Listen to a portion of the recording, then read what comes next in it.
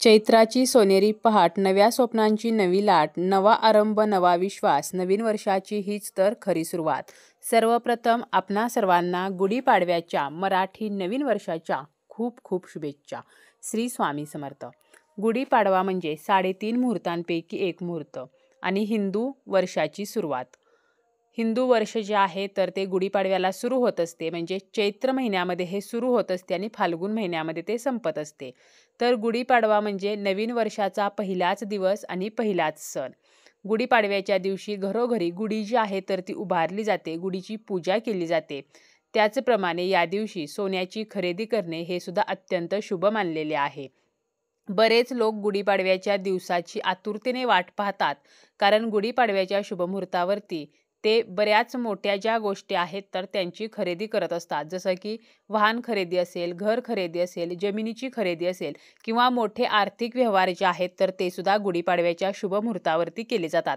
गुढीपाडव्याचा संपूर्ण दिवस हा शुभ असतो, त्यामुळे आपल्याला कोणतीही गोष्ट करण्यासाठी खास शुभमुहूर्त पाहण्याची गरज नसते. तर अशा या गुढीपाडव्याच्या दिवशी आपल्याला सुद्धा आपल्या घरामध्ये एका झाडाचं पान जे आहे तर ते आणायचं आहे, ज्यामुळे आपल्या घरातील धनासंबंधी, पैशासंबंधीच्या ज्या समस्या आहेत तर त्या नष्ट होतील.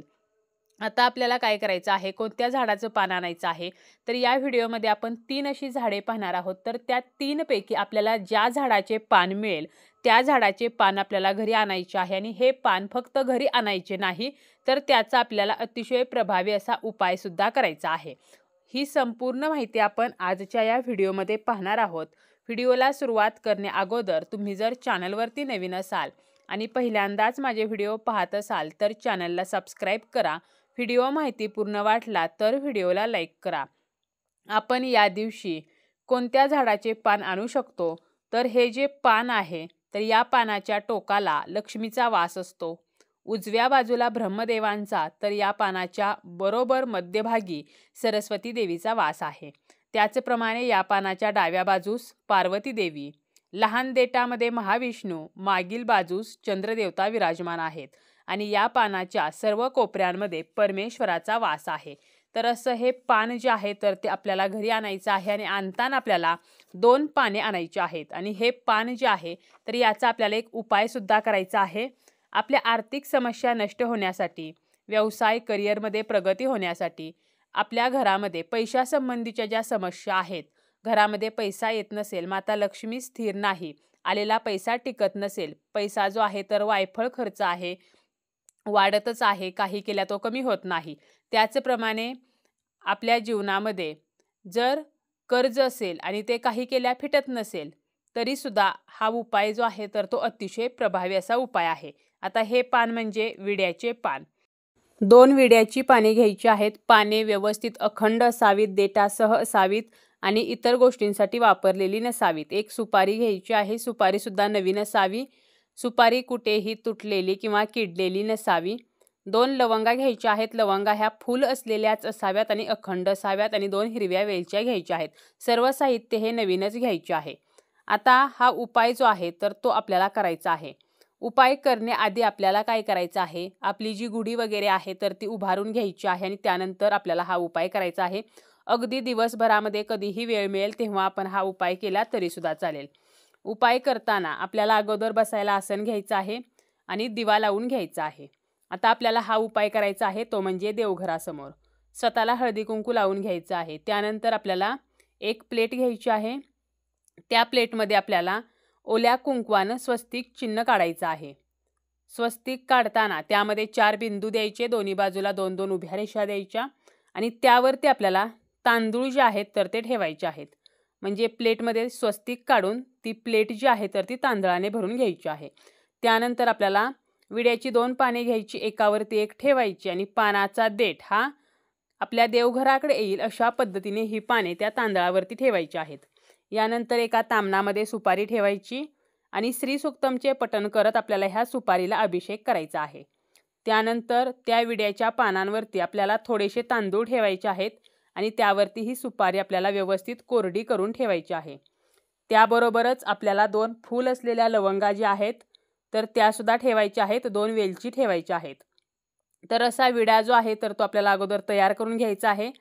त्यानंतर ही प्लेट जी आहे तर ती उचलून आपली कुलदेवी ज्या ठिकाणी आहे, म्हणजे आपल्या देवघरामध्ये कुलदेवीची मूर्ती किंवा फोटो ज्या ठिकाणी आहे तर त्या मूर्तीसमोर किंवा फोटोसमोर आपल्याला हा विडा जो आहे म्हणजे ही प्लेट जी आहे तर ती आपल्याला ठेवायची आहे। त्यानंतर या विड्याला हळदी कुंकू अर्पण करायचं आहे, फूल अर्पण करायचं आहे, धूप अगरबत्तीने ओवाळायचं आहे आणि 16 वेळेला महालक्ष्मी अष्टकम म्हणायचं आहे। 16 वेळेला शक्य नसल्यास 3 वेळेला महालक्ष्मी अष्टकम म्हणायचं आहे, 1 वेळेला नवार्णव मंत्र म्हणायचा आहे किंवा कुलदेवीचा मंत्र म्हणायचा आहे किंवा लक्ष्मी मंत्र म्हणायचा आहे। आता ही प्लेट जी आहे तर ती जर आपण कुलदेवी समोर ठेवलेली असेल तर आवर्जून कुलदेवीचा मंत्र म्हणायचा आहे। लक्ष्मी मंत्र नाही म्हटलं तरी चालेल, म्हटलं तरी सुद्धा चालेल, कारण आपण हा उपाय जो आहे तर तो धनप्राप्तीसाठी, आर्थिक समस्या नष्ट होण्यासाठी करत आहोत। त्यामुळे कुलदेवीच्या मंत्रासोबतच लक्ष्मी मंत्र म्हटलं तर आपल्याला याचे शुभफळ जे आहे तर ते निश्चितपणे जास्त मिळेल। तर अशा प्रकारे आपल्याला हा विडा जो आहे तर तो आपल्या कुलदेवी समोर ठेवायचा आहे आणि जे मंत्र सांगितलेले आहेत तर ते आपल्याला सर्व म्हणायचे आहेत आणि आपल्याला नमस्कार करायचा आहे, प्रार्थना करायची आहे की आमच्या घरातील ज्या काही आर्थिक समस्या आहेत तर त्या तुझ्या कृपेने नष्ट होऊ दे। आणि दुसऱ्या दिवशी आपल्याला काय करायचं आहे, एक लाल कापड घ्यायचं आणि त्यामध्ये ह्या विड्यावरती आपण ठेवलेली जी सुपारी आहे आणि एक लवंग आणि एक वेलची आणि आपण जे तांदूळ ठेवलेले आहेत तर त्यातील 5 अखंड तांदूळ, तर हे सर्व साहित्य त्या लाल कपड्यामध्ये बांधायचं आणि ही पुरचुंडी आपल्याला तिजोरीमध्ये ठेवायची आहे। आणि उरलेले जे तांदूळ आहेत, एक लवंग आहे, एक वेलची आहे, तर त्याचा वापर आपण आपल्या स्वयंपाकघरामध्ये करू शकतो। आणि विड्याची जी पाने आहेत तर ते आपल्याला निर्माल्यमध्ये टाकायची आहेत।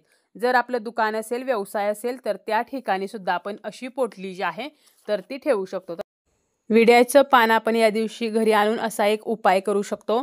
यानंतर आपण कडुनिंबाची ढाळी जी आहे तर ती या दिवशी आवर्जून आणायची आहे। गुढी जेव्हा आपण उभारतो त्यावेळेला त्या गुढीला आपण कडुनिंबाची ढाळी जी आहे तर ती बांधत असतो आणि आरोग्याचे प्रतीक म्हणून ही कडुनिंबाची ढाळी बांधली जाते। आणि जेव्हा संध्याकाळी आपण गुढी उतरवतो तेव्हा आपल्याला काय करायचं आहे, या कडुनिंबाच्या ढाळीतील 21 पाने आपल्याला एका डबीमध्ये किंवा एखाद्या कागदामध्ये किंवा एखाद्या कापडामध्ये बांधून, लाल किंवा पिवळ्या कापडामध्ये बांधायचं आणि आपल्या तिजोरीमध्ये ठेवायचं आहे। तर अशा प्रकारे कडुनिंबाची ढाळी सुद्धा या दिवशी आपल्याला आणायची आहे। त्याचप्रमाणे या दिवशी आपल्याला आंब्याची 11 पाने जी आहेत तर ती सुद्धा घरी आणायची आहेत आणि या 11 पानांचं सकाळी आपल्याला तोरण बनवायचं आहे। या तोरणामध्ये आपण झेंडूच्या फुलांचा सुद्धा वापर करू शकतो आणि आपल्या घराच्या मुख्य दरवाजाला हे आंब्याचं तोरण जे आहे तर ते बांधायचं आहे, ज्यामुळे आपल्या घरातील जी नकारात्मकता आहे, दोष आहेत तर ते नष्ट होतील। तर अशा प्रकारे आपण गुढीपाडव्याच्या दिवशी विड्याची पाने घरी आणू शकतो, आंब्याची पाने घरी आणू शकतो, त्याचप्रमाणे कडुनिंबाची ढाळी म्हणजे कडुनिंबाची पाने सुद्धा घरी आणू शकतो। आपल्याला जे जे शक्य होईल तर ते आपल्याला या नवीन वर्षाच्या पहिल्याच सणाच्या गुढीपाडव्याच्या शुभ मुहूर्तावरती करायचे आहे।